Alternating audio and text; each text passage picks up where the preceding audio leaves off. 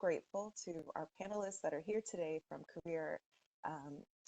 from career services, from career exploration and success. Sorry, there's been a rebranding and I want to make sure I get it right. And we also are just so grateful to all of you that attended last week and are attending again this week. It's just been such a pleasure getting to know some of you through email. I know some of you have reached out to myself and Jessica, and we are still fielding your emails and trying to find good placements for you and trying to connect you to the right resources.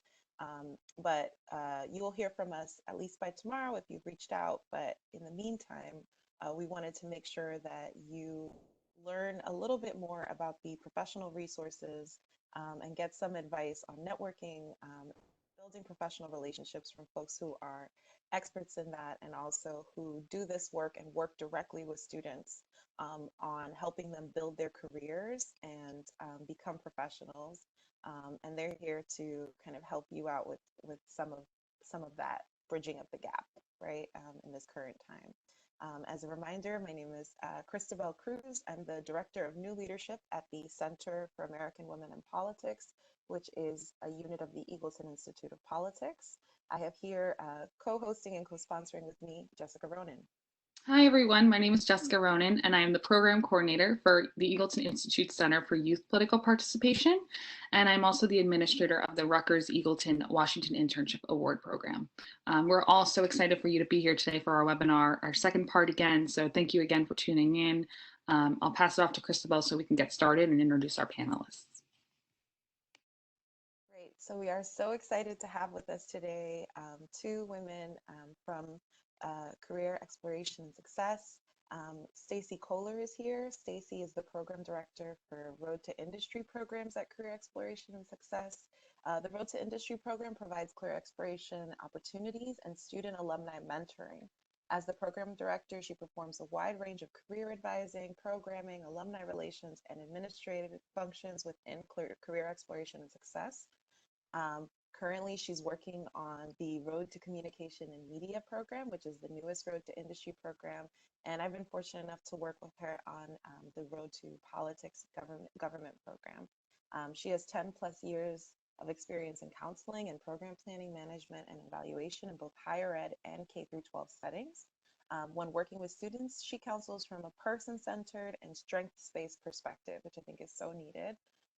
She thinks there's nothing better than seeing a student have a light bulb moment where they discover their passion and become excited about planning for their future. Stacy earned a bachelor's degree in psychology and a master's degree in counseling from the College of New Jersey. She's also a nationally certified counselor and is certified as a school counselor, supervisor, and director of guidance by the State of New Jersey Department of Education. With us, we also have Dr. Monica Bryant.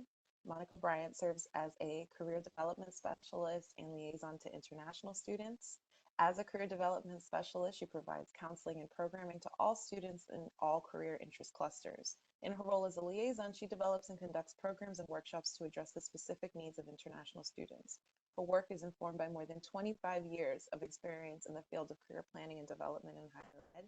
Thus, her experiences have enabled her to understand the career needs and challenges of a diverse student body. She also has experience in government, human services, and business. Her role specifically focuses on international students with interest in arts and communication, business, financial services and logistics, and education in public and human services. She holds a doctorate in organizational systems focusing on behavior development and learning, a master's degree in human development, and a bachelor's in psychology. She's a proud Rutgers alumna.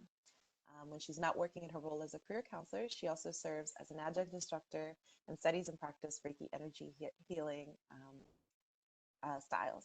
So I'm going to begin the Q&A with Monica Bryant, and we're going to focus a little bit more on resources and advice that she has as a career advisor in the career advisor role. Then after that, we're going to get into a Q&A with Stacy Kohler, talking more about mentorship and professional relationships during this time. So Monica, welcome. Good morning, Jessica and all. Wonderful to see you here.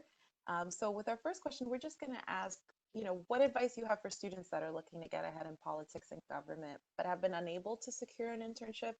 And where do you think they should start looking? What opportunities outside of internships do you think they should maybe look into as well?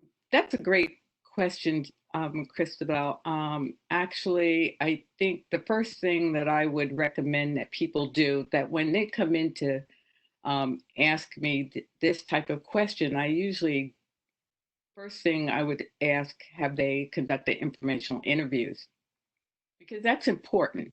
Have they connected with people who are in the functions and the roles that they're interested in the career field? Because they are the experts. We are on the periphery, so to speak, as career advisors. Yes, I've worked in government, various agencies, but it's a matter of getting the here and now. What's happening at this moment in the field? And so I usually guide them to talk about informational interviews, which is a part of networking. Talking with those professionals, and some of those resources that we actually have are SAC, the Student Alumni Career Connect, which is excellent. Students actually can search for alums who are in a specific field, a role. Also in terms of government. So using SAC would be really important to do that. Once they put in filters of what they're looking for, the characteristics of the individual, the profile will come up of all of those folks, and they can get a sense of what this individual is involved in, what types of organizational structure, their roles. And then from that point, they can actually send an email request asking if they could set up a 20-30-minute phone conversation with them to learn more about their work. The individuals, the alumni who are part of this database of Student Alumni Career Connect have volunteered to be mentors. They're virtual mentors, actually, and they are interested in sharing their career journey, their experiences. So I would say informational interview, getting at the people who are doing the kind of work you're interested in. They can guide you, and that would be an excellent question. What would you suggest that I do to actually enhance what I already have? Or what do I need to learn more about to make that advancement to a higher level? That would be helpful. Also, LinkedIn. Don't forget LinkedIn contacts as well. Reach out to them. Professional associations that's related to your career field, your function that you're most interested in. That would be a resource to guide you. You can reach out to them. I usually tell students to reach out to a regional or a national organization that's in line with their career interests, and leave their contact information and ask if there could be a couple of people who can contact you because you would like to learn more about their journey, getting their advice and their suggestions for breaking into the field, as well as moving forward. And what about former supervisors? Had you thought about conducting informational interviews with them? You know them, they know you. And I think these are all folks who can assist you. But always, I would say, ask if there is someone else that they would recommend that you speak to in terms of understanding their journey and getting their input as well. Thank you so much for that. That's such great advice. So just to go over is to look at the SAC resource, right? Student Alumni Connection, to look on LinkedIn at professional associations, and also to do informational interviews. And if you have a former supervisor, you could tap into them and ask them to connect you to someone else. So I'll have Jessica lead us into the next question. And Christabel, as we're just summing it up, also, I was thinking that I hope I will send the resource information, but in Handshake, you can find these resources so that you don't have to hunt for, especially those that are related to Rutgers University. And one other thing that came to mind suddenly, this happens, to me. What about a mentoring programs? Now you're going to hear from Stacy, but you want to explore mentoring type programs too that exist on campus, various ones, but also professional organizations tend to have mentoring type programs as well. There's so many advantages of getting connected to professional associations. and externship programs. They offer opportunities for you to learn from others who are in the field, but at the same time work on a mini project perhaps with them. So those are some things that just jumped out at me as well. There's others. I won't go on and on. Oh, thank you for that. So, Monica, just to ask you our next question. So, let's just say you do get an interview. What are some really good tips and resources for preparing for a virtual interview? And, do you have any feedback as well about following up with somebody? Like, how many times is too many to follow up with somebody, especially in a virtual? So really making the most that you won't be meeting this person in person. Right. What are the tips and resources for that?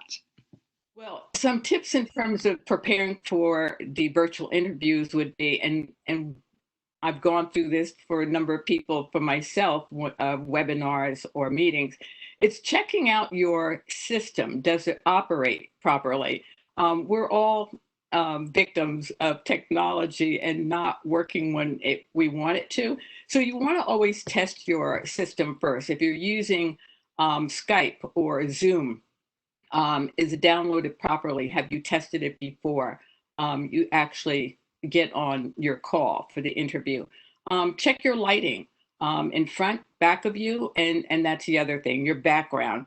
I've had some students who actually just done interviews and not paying attention to their background, and they may have had inappropriate,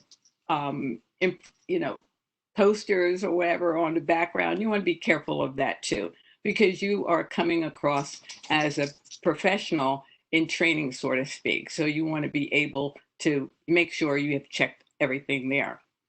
Also, during the interview, make sure that you're smiling appropriately and you're showing enthusiasm. A student and I were practicing mock interviews virtually, and he was smiling consistently through our interview. And the content and his smiles did not match up. So you want to smile, but you want to do it appropriately, and you want to show enthusiasm. And then that's in their voice, okay? Even though they can see you virtually, it's a matter of, are you enthusiastic about what you're conveying about yourself and what you can add value to the organization, why you're interested in organization. So I think these are kind of things that I'm talking about is a matter of getting in touch with before the interview. Why am I interested in this organization?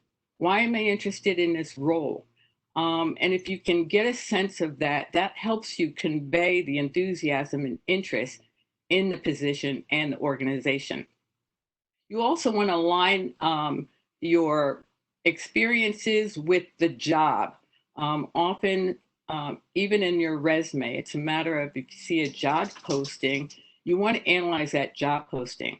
And I usually tell people to circle the skill words in that job posting, like coordinating, leading, managing, etc.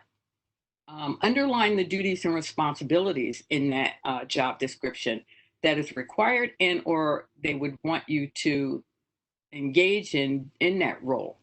Why do that? Because that's kind of like your cheat sheet. You're going to use that information not only to help you write and prepare your resume, but also it helps coach you to answering questions, the interview questions, but also it helps you actually to convey your interest, your strong interest, because you've asked those deeper questions of, why am I interested? Other than it's an internship and I want to get experience. But why? How? Why them? I think those are information that's helpful. And you want to practice, practice, practice, practice. We offer Interview Stream. Again, it's one of the resources that you can access through Handshake. Interview Stream will allow you to go through mock interviews with a virtual interviewer. You can choose the questions that you would like to practice. It records you visually and in terms of audio. You would be able to save that mock session, play it back, and be able to see and hear how you're doing. Also, we recommend that you schedule a follow-up appointment with a career advisor and make sure you keep that link And when you come in, or I should say, when you meet with virtually with a career advisor, you would share that link and you'd be able to review your practice session and get feedback. And that's the conversation that you and an advisor could have. Where did I get stuck? How could I improve? What can I bring out more? Okay, those are some things. And follow up. You do want to follow up. I usually tell people you want to follow up, first of all, in terms of thank you. That's always important to share your appreciation of their time and also convey your interest again of why you're interested in that position. Those are important things, but how often? It depends. We're in a different situation now. You want to follow up at least 2 weeks after. I mean, you send your thank you, but you also, I should say, before you even leave the interview, check with them. What is the next stage, the phase? Are they going to be interviewing? They may be telling you they have other interviews. So you want to get a sense of what their time frame is of when they expect to have the position filled. So check in with them. That gives you a sense of how often I should or when I should check back. So if they have given you a date in 2 weeks, we should have a decision, but it's now go 2.5 weeks and you haven't heard, you may want to follow up with the individual whom you interviewed with. And I would follow up a couple of times, but you want to do it in terms of a couple of weeks in between. Hope that answers. Yeah, and I think I really like what you said about being a professional in training. And I think maybe that's the benefit of having, an interview virtually, because it is your own home space. There's a lot more things you can control. So the things you can control, the things that you can fix, try and do those. That's really what I got out of that. I just want to answer one question I saw in the chat. This session is being recorded, so you will be able to access it at a later date. And the first session was also recorded. So stay tuned for that when we send out our thank yous with all the information and resources. I'll pass it off to you, Christabel, for our next question. Great. Thank you, Jessica. And thank you, Monica. That's all great advice. Sure thing. To follow up with that, right? Now I'm thinking not just about the interviews and like looking at someone in the face, but that sort of first professional communication, things like email inquiries, cover letters. I think all of us, including folks who are, already settled in their careers, are struggling with this because we don't know how to communicate with people during this current time, right? And we don't know exactly what to say. So what do you suggest as maybe good form for communicating with people during this current crisis?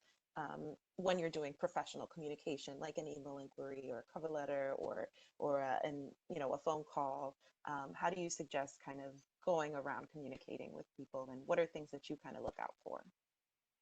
Are you thinking about after first contact, or? I'm thinking let's maybe do it in two parts. So first contact, right? And then also afterwards, right? Is we're trying to figure out, how do you phrase language? Do we still start with the sort of hope all is well check in, or how do we really go about, what are things that you look for and suggest in terms of going about communicating with people now? Yeah, it's consider whatever your inquiry or request is, it's a matter of professional form. So if it's in an email, and it usually is, it's professional.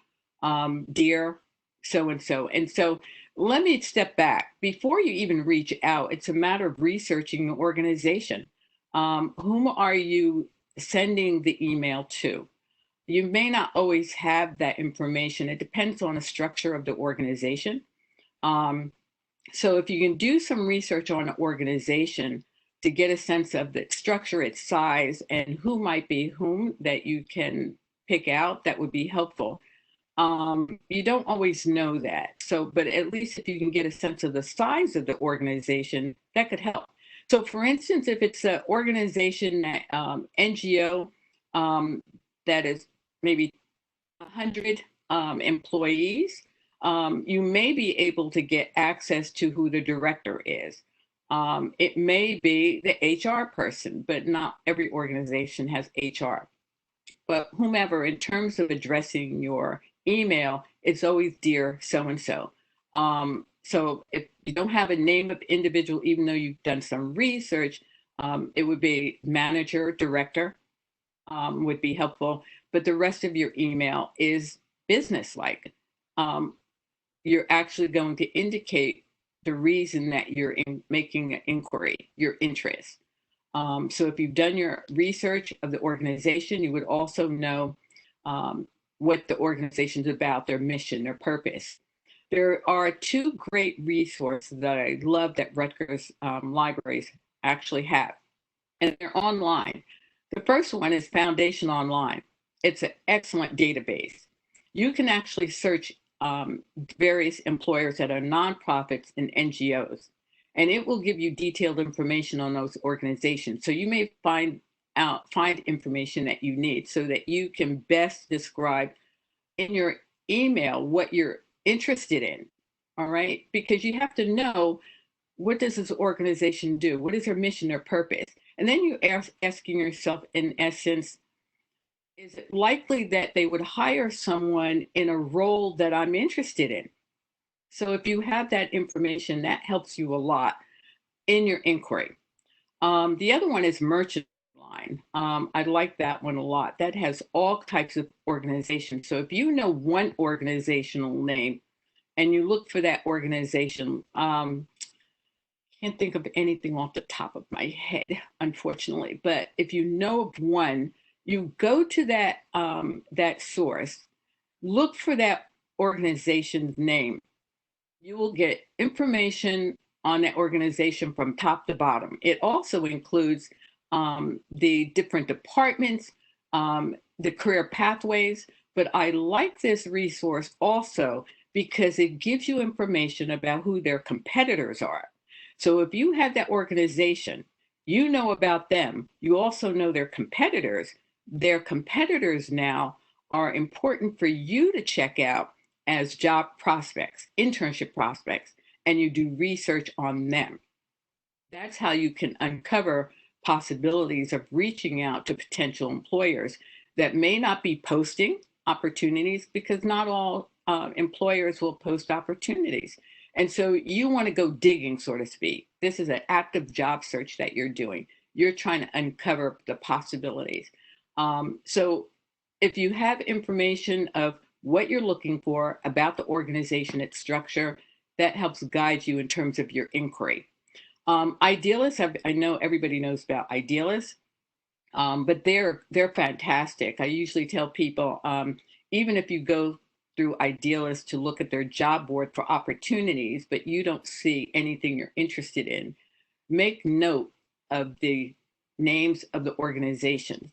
Start making a list of those organizations and research them, because you'll get information about, maybe, is there a place for me in terms of what I'm looking for? They may not be posting it, but is there something that I could actually inquire, and letting them know that I'm interested. And I think key in terms of what's happening now, always make yourself available and let them know that you are open to working remotely. Any turn that you can make, let them know virtually. That is important because that's how you uncover some possibilities as well. Okay. That's a great point that you make. So using the language of what we're working, the reality that we're working in, right, in the email. So saying things along the lines of, I'm interested in this. If there is a virtual or remote opportunity that you have available now, make it clear that you're interested in doing that work and capable of doing that work. Right. That's great advice. And also know doing about your the research. organization. Mm-hmm. So show that you did the research in that communication as well. Yeah, that's great advice. Thank you. And we just have a final question for you, Monica. So this really pertains to the class of 2020. For all the recent graduates, congratulations. We know it was a difficult semester, but you made it. So what advice do you have for recent graduates who are entering the job market during this current era? Is there any tips or resources that they can do? We know it's very scary and it's an uncertain time. So is there any kind of positivity or tips that you can offer them? Yes, some of my colleagues actually had a webinar. It was COVID-19 job search, and they brought up some good points. And I'll share in terms of the information about employers. we're kind of thinking, I think people are thinking because we're shut down, the present challenges that we're faced right now with employers downsizing or closing, but that's not actually true in terms of what they found out. They actually searched in terms of handshake and the employers that tend to post opportunities and found that 60% of the employers are still hiring for full-time positions, and maybe transitioning to in-person, uh, uh, from person in person to virtual recruiting. So there are opportunities there. And so I think if we keep ourselves positive, that there are these opportunities there. I think by networking in terms of conducting informational interviews through the hidden job market, you'll find opportunities there. I think the key is going back to the fact that you want to make sure that they're clear that you're open to and willing to work virtually. So opportunities are there. I wanted to point that out. The other thing is, I think if you are clear in terms of what's important to you, I guess it's a matter of what are your goals, what were they, but then refocus in terms of resetting, I should say, your mindset in terms of your priorities. What's most important to you right now? If you were thinking of certain type of work and that might not be available, are you open to exploring other opportunities where you would be able to use similar skills, developing or enhancing those skills, but in another role, another function, and even another industry? And I'll give you an example. In the past couple of weeks, I've worked with a number of students. One actually had, uh, it was an internship with the Superior Court. And she was disappointed because because of the shut, and she actually was not able to do it. They informed her that it was no longer open. Okay. But then after we had spoken, we started talking about, well, wait a minute, what if I reached back out to them and find out if there are other opportunities or another opportunity where I can work virtual and doing something else then if I can't do what we were talking about, because she already established a relationship with the individual whom she'd be working with. Well, she did exactly that.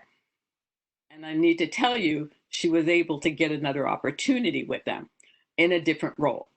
So it may not have been exactly what she wanted, but she was able to get it. Same with a student who actually had an offer for a law office, a law firm. And because of the work he was going to be doing and a pandemic, it was a matter of what can I possibly do? Same thing, reached out. Is there another opportunity, or is there opportunity that I work remotely? That also worked out as well. So I think it's a matter of helping people see things differently, but you have to see it differently as well. You have to reframe your expectations and your priorities and offer them. Think outside the box is what I usually say.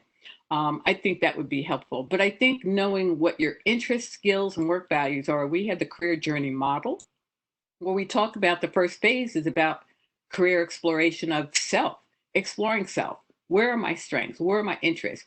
Are you marketing those? That would be helpful in terms of what the purpose or mission is of that organization, and help people understand how you can fit in and add value would be helpful.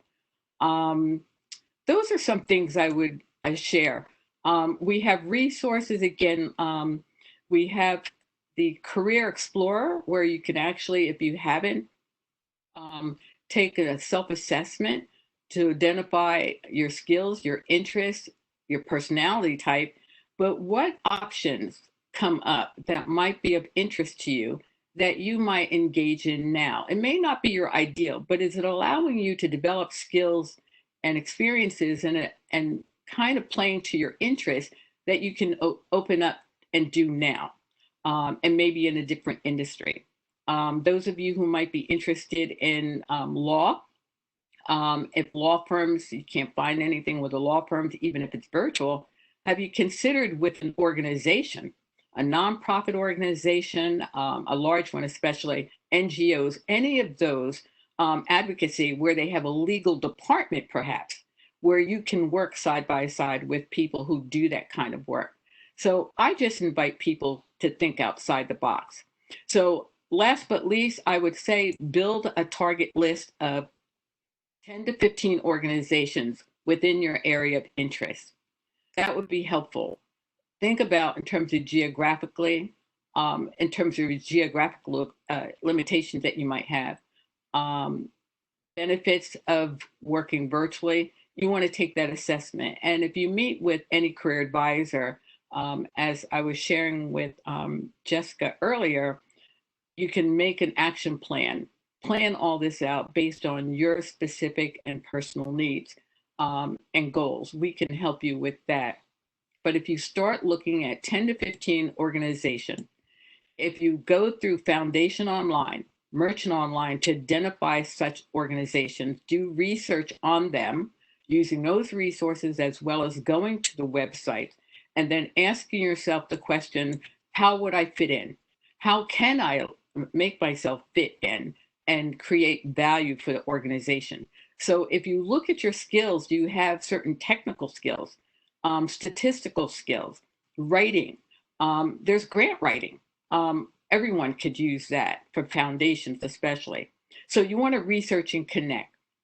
So I can't stress enough the active job search of conducting informational interviews with people you might know or don't know through SAC, LinkedIn, family members, anyone. You want to get some ideas of who's out there who can share with you some possibilities. Those are some important things that I think. Also, creating your own internship. I usually run a workshop called Creating Your Own Internship, and that's with people with entrepreneurial spirit. You don't have to be in business for that. But creating your own virtual internship is another avenue. And I usually coach students in how to go about doing that. So you may want to consider that. So those are some things that I would suggest. Yeah, and I think that's a great way to finish off with you, Monica. So thank you so much for that. So just reevaluating your priorities right now is what I really got from that. And also taking this as a blessing in disguise, this might be a good opportunity for you to explore different interests and avenues that you may not have already thought of. So thank you so much, Monica. I want to just switch gears to Stacy. So just to reiterate, Stacy is the program director for Road to Industry programs at Rutgers Career Exploration and Success. So just to get started, Stacey, I want to start talking about mentors. So what are the qualities you should look for in a mentor, and how can you find a mentor who can help you get ahead in an internship or outside of an internship? Yes, well, thank you for having me today. I think, the way Monica tied up her and question was a perfect segue because she talked about taking action, thinking outside of the box, creating opportunities. And I think mentors can really help you out with that. And I think that if mentoring isn't on your radar right now, it really should be. And whether you have an internship or not, it really should be a priority for you. So if you haven't really been thinking about mentoring or what mentoring can do for you, now's the time to really think about it because time is on your side right now and you can really make the most of these opportunities. So in terms of qualities that, you should be looking for in a mentor, I think it's really up to you. And you should be really thinking about relationship building, right? And I know that we're going to be talking about relationship building throughout my portion of the Q&A, but you really want to be thinking about people that you look up to and people who you aspire to be. I think that's really important. So think about the qualities that you look for in a leader, that you look for in a career. So mentors are really crucial to career success and helping people and helping you develop both personally and professionally. So they help challenge you and they help encourage you, and they also serve as a source of wisdom. So you have to think about fit when you're thinking about looking for a mentor. So, and I think now, we're all working from home, most of us who are still fortunate to have jobs and positions, right? But you also have to stop and think about people's lives have really changed a lot since March, since we've all been sheltering in place. So, I'm fortunate where I don't have children, I don't have a family that I have to take care of. I have fur families, right? I have pets and stuff, but I don't have to come home or, go from the living room to the dining room for my commute, but I don't have to cook family dinners or anything. But some people are juggling multiple responsibilities with having to be teachers and doctors and nurses and everything else for their families right now. So you also want to think about folks who are available as you're thinking about who could be a mentor right now, because people are juggling multiple professions on top of their work. So it's also important too. So another thing that's crucial about mentorship is, um, for those of you who have internships, it can be tricky trying to manage workplace issues, right? Especially for your first time. I think we can all think back to when we've had jobs where we've been in instances in the workplace as new professionals where we're like, oh no, what do I do? How do I handle these situations, right? Mentor can really help you figure out those complex nuances. And whether you're an intern or you're looking for a full-time position, mentors can help guide you and help you really think critically about how you can navigate those workplace issues. They can really give you an edge. So if you already have an internship, mentors can really help you figure out what you want out of your internship too, which is really important. So if you haven't started your internship, I would really suggest that you really sit down and think critically about what you want out of this opportunity.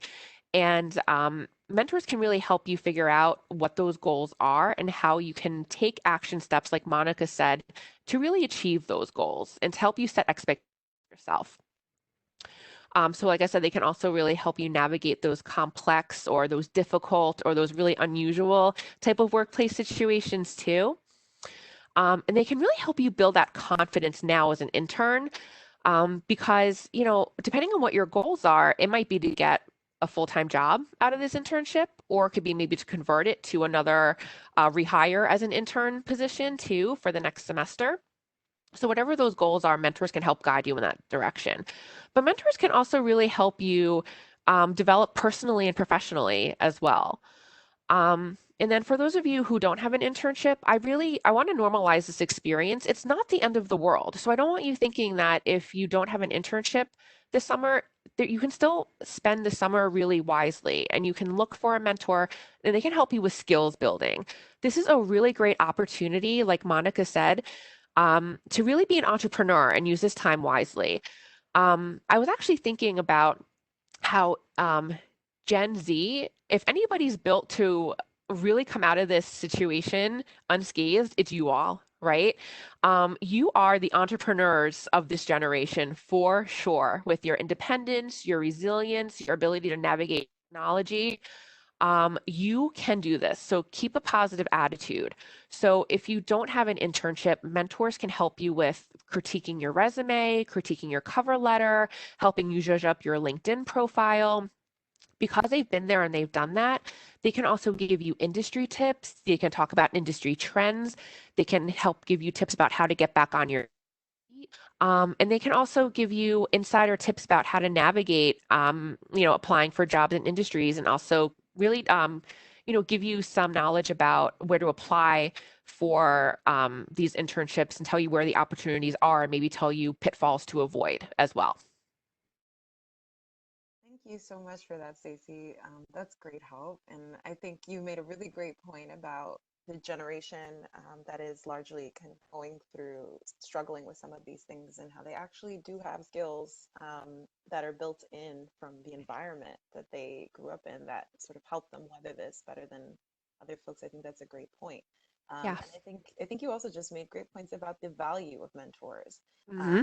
For folks who are in internships and not. So we wrote some notes there for you to access. But we also want to tap into that sort of search for finding mentors, right? Mm-hmm. How do you find a mentor, whether you're in an internship or not? What advice or tips do you have for folks, especially during this current era, about finding a mentor and building that relationship? Absolutely. So I think, I'm not an alumna of the university, so I have to be really clear about that. But I think that as Rutgers students, you are so fortunate to be at a university that has such a great following and have such a wonderful group of graduates that have been there before you, right? So I am in charge of mentoring programs here at Career Exploration and Success. And when I am recruiting mentors, whether they be through LinkedIn or through SAC, I really thought I was going to have a hard time getting buy-in from folks who would want to be participants in this program. And I have to tell you, people want to be involved. They want to help Rutgers students, and you have that Rutgers connection. So don't be afraid to reach out to people. And even when I'm advising students and meeting with students, sometimes they feel that it's a little bit inauthentic to ask people for help. You have to get over that. You really do. So I have to admit, I'm an introvert. I don't like reaching out to people. And I know that might sound a little bit weird as someone who's a career advisor. Um, I I don't like doing it myself, but you have to get over that. People do want to help you. So I would say put yourself out there. You have nothing to lose and everything to gain. So that's my first piece of advice. My second piece of advice is that regardless of your situation, whether you have an internship or not, is you really want to start thinking about the qualities that you're looking for in a mentor. And this is going to be different for everyone, and that's okay. So you really want to start with thinking about what you're looking to get out of that relationship with someone. And that's really going to guide you in, who you want to aspire to be, where you're looking for them, and who you ask. So I would say, you might want to really start insular, like start with your own like connections, right? So start with your own network. Maybe start thinking within your circle, like who do you know within your family that has connections to where you want to go, right? Because sometimes it's easier to ask people who you're already connected with. Then you might want to start and look, on LinkedIn, right? And then you might want to start and look on STAC, Student Alumni Career Connect. I know that Monica had kind of alluded to that. So Student Alumni Career Connect is a database that is almost kind of like a Rutgers-centric version of LinkedIn. So there's many different filters that you can use. It really has a great built-in messaging platform where we actually have a message built in where there's a no-brainer. You don't have to think about what you want to write, but you can tweak it if you want to. So for those of you who already have internships, there are some companies and organizations that already have mentoring programs in place. So go ahead and ask if there is a mentoring program in place, then you're good to go. You might already just have to meet with someone in HR or, ask your supervisor about it. That's already built in. So you could be paired with someone. And then if not, you can just go ahead and ask your supervisor and just tell them that you want to be making connections with folks just to really get the most out of your internship. So you might want to ask them, who can you schedule meetings with? You don't want to bring up the M word as soon as possible, right? You don't want to pull the trigger right then and there. You just want to say that you're all about making connections. You want to get the most out of this experience. And then you're scheduling meetings because also you want to find the right fit, right? It's almost kind of like shopping for a pair of shoes. I don't want to, break it down like that, but have you ever been in a store where you put on a pair of shoes and they feel good at the moment and then you buy them, you get them home and they're really uncomfortable? So I've been in a situation a lot. So you want to make sure that you're really getting to know the person, you're making sure it's a good fit, that the communication is there. And then when you get to know the person, that's when you make the ask, if that makes sense. Because it's all about fit. And it's all about getting those feelings and like you're making sure that the vibe is right, if that makes sense. So for those who don't have internships, you do want to make sure that you're going through those avenues of doing some research, maybe talking to professors, considering supervisory relationships that you've had in the past, and just really going through your networks and seeing if there's people that you vibe with. You're more than welcome to make an appointment with me. I can share with you my methodology for how I've recruited mentors in the past, point you in a right direction. I'm more than willing to share with folks how I reach out to people. If you shoot for the moon, you land upon the stars, right? There's nothing wrong with reaching out to people. And if someone says no, you just move on to the next. No one ever killed anybody, right? And I think that's such a great point to make, especially, I really enjoy how you said, like, people want to be helpful. And I've received emails, and I know Christabel has definitely, as she alluded to in the beginning, that we've received emails after these webinars and we've been able to make connections for students and everything. So never hesitate to reach out, because most people want to be helpful. Absolutely. Yeah, and it's just, especially when you're in a circumstance, I mean, for myself, I graduated Rutgers in 2016, so I'm not even that far removed. And even just being able to like talk to a student and offer them, oh, this is a class I took and I thought it'd be interesting for you, or just making those connections and like showing that you care is honestly one of the best things. So it can. Absolutely. So just to kind of go off on that, and this is a question that we had already prepared and some students had asked initially in our registration. Since we're not actually in the workplace, what are some ways you could build professional relationships with coworkers? Since we're not going in, there's no time to like stop by somebody's office and, just asking a question or, offer to go to somebody. So what would you say is like the best tips or resources for that? It's so true. And I think now more than ever, relationships are so, so important. We don't have that luxury of just going into a break room, grabbing a cup of coffee. I can't go into Monica's office and be like, hey, how was your weekend? So, whether or not you have an internship, brushing up on your communication skills is so key during this time. So for those of you who do have internships, make sure that you're truly present and, just ensure that you're going beyond just doing your work. So make sure that you're reaching out to not only your fellow interns, but your coworkers. So make sure you're making the effort to get to know them, like you're learning about different career paths. And, by doing that, you're also tapping into their networks too. So you're kind of going beyond just that superficial layer of, hey, how are you? And you can do this by scheduling virtual coffee breaks, because I know how I feel, even though my commute is short from the bedroom to the living room, the time flies. Before I know it, it's 4 o'clock and I'm like, where did the day go? I barely even left the desk that I just made up for myself in the living room. So, that contact, even though it's virtual, is really appreciated. So make sure you're doing that outreach. And then also make sure that you're active on any like chat platforms that are run through the office, any virtual office activities. Make sure you're participating in them in the best that you can. Those little things go such a long way for boosting morale and relationship building. And then for those of you who don't have internships right now, rekindle some of those relationships that you do have and that you did make in the past. So reach out to folks from past internships, jobs, clubs, organizations, volunteering, whatever experience it was. Tell them that you hope that they've been doing well, catch up with them, tell them you've been thinking of them. And then maybe schedule one of those, virtual catch-ups or a hangout or a coffee break. And then if you had an internship that was rescinded, you can also keep in touch with that recruiter or the person from HR or the person who would have been your supervisor, because you never know when things can change. I think that Monica gave two really great examples of people who thought outside of the box with students and was able to convert offers that either were rescinded or maybe had changed a little bit.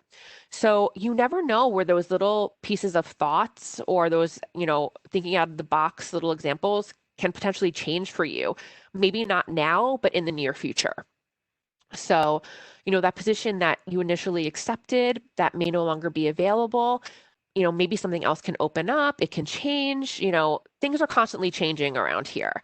So by staying in touch, coupled with your resilience, your skill set, your positive attitude, you might be the first person that they think of for either a new job or, a different opportunity when things kind of ease up a little bit. That's a great point. And actually, I'd speak from experience just at the Center for American Women in Politics. Interns that we have, formerly had have reached out to myself and others who work for us and who work with us during this time and just kept that connection going. And anytime I've heard about an internship opportunity, usually those are the first people I reach out to because they've kept that connection going. And it's not a matter of, being in the person's inbox 24/7, but just kind of finding a way to kind of pop up and say, I'd like to be helpful. I'm thinking of you. I want to make sure that I keep this connection. If you hear of anything, let me know. Here's where I'm at. Here's an update on where I'm at. That's just such great advice. So thank you for that. Sure. And I want to say, because a lot of the students watching this are interested in sort of public leadership or politics or government work. And Stacey, I know you have so much experience connecting mentors through the Road to Industry program that you direct, which I think is just an awesome program. You've recruited me to be a mentor Mm-hmm. to a student who I still mentor to this day, even Mm-hmm. after that program. And, I've built a lifelong relationship with and have helped connect to internship programs and to now job opportunities. And that's through the Road to Government Policy and Services branch of the Road to Industry program. Uh, Yes. so with that experience, from what you've observed and learned from your mentees and mentors, what do you think are like the most crucial experiences that college students should try to gain if they want to get into a career in government and politics in the future, or public leadership? What are things that have stood out for you from what you've seen have been successful for your students? Yeah, I mean, I think it's very individual driven. But I think and especially now it can be difficult to maybe get some of those experiences. But I think how right now is going to be crucial. So if you can't get that internship of your dreams, it's okay. And I just want to normalize that. So you have to use your time wisely. So whether it's getting a mentor, whether it's developing skills, whether it's getting a leadership experience or volunteering, fill your schedule with something that is beneficial to you. Um, so I kind of focus my answer here on less specifics and more general.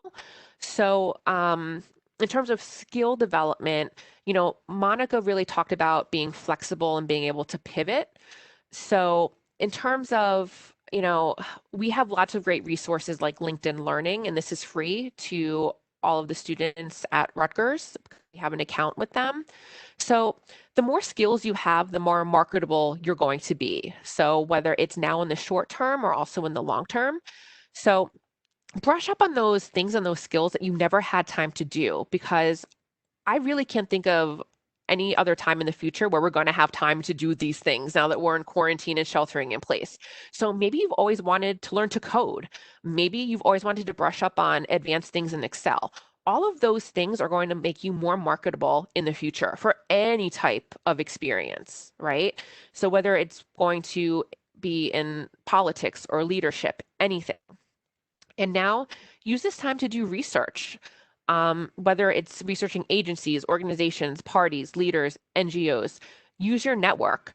Who do you know that works there or has the experiences that you want? How did they get there? Where did they get their start? So you never know where those connections can take you and where they're going to lead. So using platforms like LinkedIn and SAC to find alumni who have those experiences in those positions that you strive to have. So if you're looking to be a campaign manager or maybe a lobbyist, that's where you conduct those informational interviews to learn more about that so you can get a leg up for that next interview that you have, or to do that research to kind of figure out, where's your next internship going to come from? How can you best prepare for that?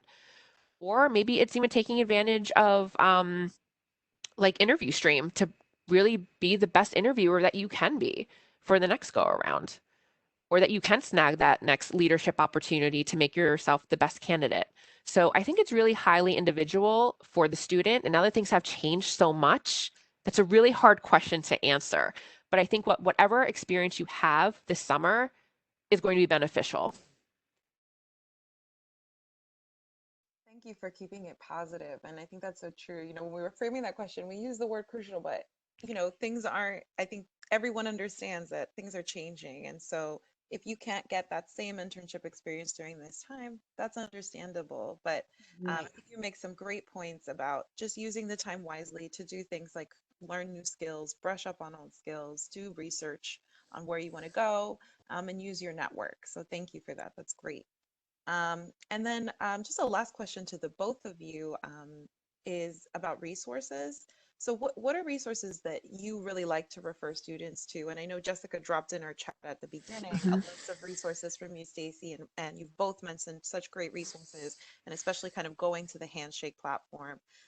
But just kind of asking generally, are there any favorite resources that you like to use when connecting students to job or internship opportunities that you just want to flag for people right now as we close? The ones that there's several links up, like Candor, And then the one with the learn.handshake.com, those are running live things, live links that are updated constantly with hiring freezes and a handshake blog with companies that are hiring and not hiring. And those are live things constantly updated, so up to the minute. So I always direct students there. And then, of course, our in-house resources with Interview Stream, SAC, LinkedIn. You can't go wrong with those. How about for you, Monica? Anything?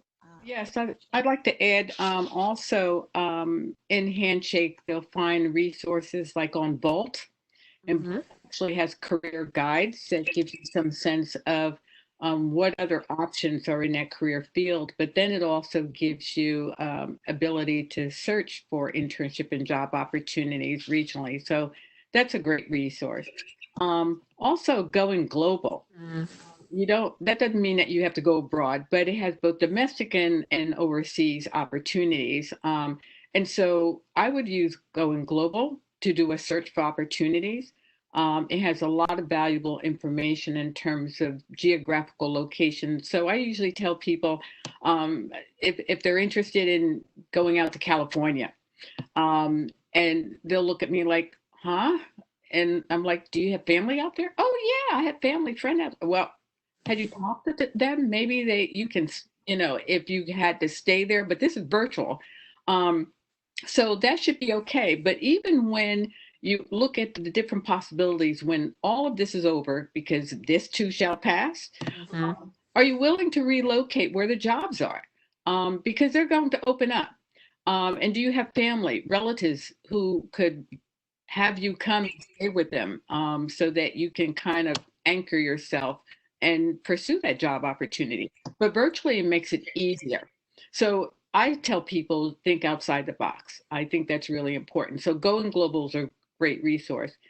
Also for students who are interested in federal government, different opportunities for the federal government, gogovernment.org is an excellent website. It gives you 3 of the programs that you can go into to pursue opportunities as interns. I would go through that. It also gives you information about the over 170 agencies that you can research, learn what they're about, what are their career pathways in each organization.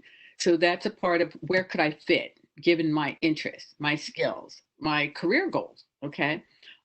So that is a great resource and also helps you in preparing a resume that's more federal government. Also, don't forget professional associations. If you go to their website, and depending on what your career interest is, they usually have job boards or what they call career centers. You don't always have to be a member of that organization to get access to those opportunities. Again, if you don't see what you're looking for in terms of a particular job title, what you want to do is notice the organization's name and do research on them. And again, going to the resources I shared to learn more about them and seeing where can I fit in this organization given my interests and my skills would be helpful. What else? Also, Stacy mentioned the LinkedIn Learning, which I love. But she also, when she mentioned that, she reminded me when you're looking for opportunities to develop skills, okay, beyond the academics, if you go into ONET, if you're not familiar with ONET, it's onetonline.org. It's one word, onetonline.org. I kind of sing it, I say it. And what ONET does is in there, you can look for any occupation. So if I want to look up something in terms of lobbyists, if I just put a keyword filter lobbyist, and then it'll show me a list of job titles that are connected in a broad sense to that occupation. Make sure you expand the list, you'll see them there. And so you can click on any of those to learn more about them. Why I'm guiding you to that, it's a matter of learning what tasks are needed and what do you already have. But the other part, it has information about what content knowledge you might need. So you ask yourself, do I already have that? Or do I want to develop that in terms of coursework? And the other part is skills. What skills are needed? And that helps you then go back to identifying what other options, thinking outside the box that I would consider doing that allows me to build those skills that's really relevant or exactly what I'm looking for, but it's not available in terms of what I'm specifically looking for. But what can I do in the meantime? And so this opens opportunities. Also, ONET gives you One Stop, and they post jobs there in internship opportunities. It also, I like that because it gives you additional resource information that you could use in your searches, but also in looking at different options. So I just want to throw that out as well. That's tremendously helpful. Thank you. Yes, Jessica. I don't know. And I just think what's called the one last point that you had made about, like, you know, we don't have to think about internships as just in New Jersey at this point, in New York, in the tri-state area.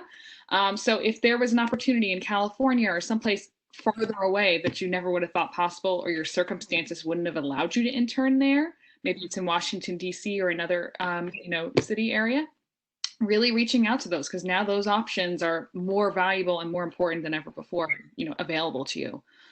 So thank you to both. Just to wrap up for our event today, thank you so much, Stacy and Monica, for all of your insight and all of the resources that you've shared for finding internships and mentors during this global pandemic. So I just wanted to thank you both for that. Christabel, I know you wanted to thank our sponsors. Yes, well, we just want to send a thank you to the Eagleton Institute of Politics and our Women of Power sponsors on behalf of the Center for American Women in Politics, as well as the New Leadership National Network of over 20 institutions who also were part of this event and planning it. And just a thank you to our panelists. Thank you so much for the resources. And thank you to you, Jessica. It's been great doing this internship series with you. Same to you, Christabel. And just to kind of wrap up, we will be sharing all of these recordings on the Rutgers CYPP Facebook page. So please go and follow us, follow CAWP as well. And they're at Women in Politics on Instagram, Facebook, and Twitter. And we're also on Twitter and Facebook.